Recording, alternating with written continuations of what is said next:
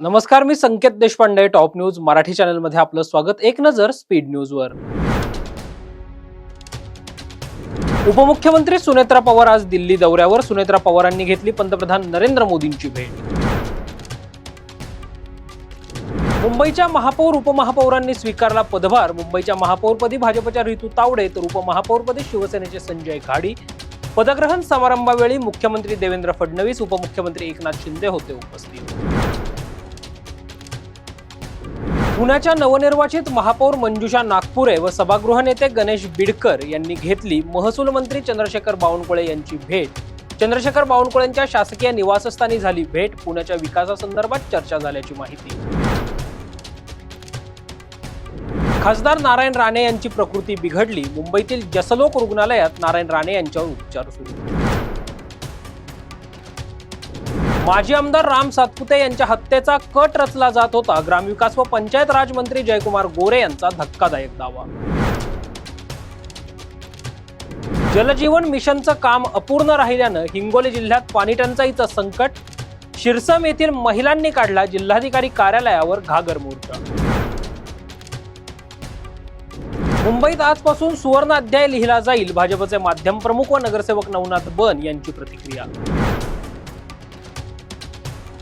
उपमुख्यमंत्री व पुण्याच्या पालकमंत्री सुनेत्रा पवार यांच्या उपस्थितीत जिल्हा नियोजन समितीची बैठक.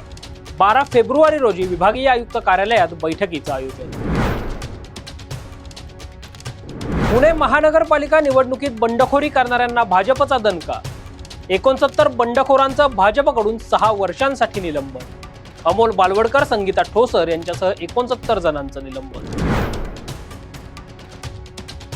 महापालिकेची परंपरा काय सांगते तोच मुद्दा सभागृहात मांडा. उद्धव ठाकरे यांचे मुंबईतील नगरसेवकांना आदेश.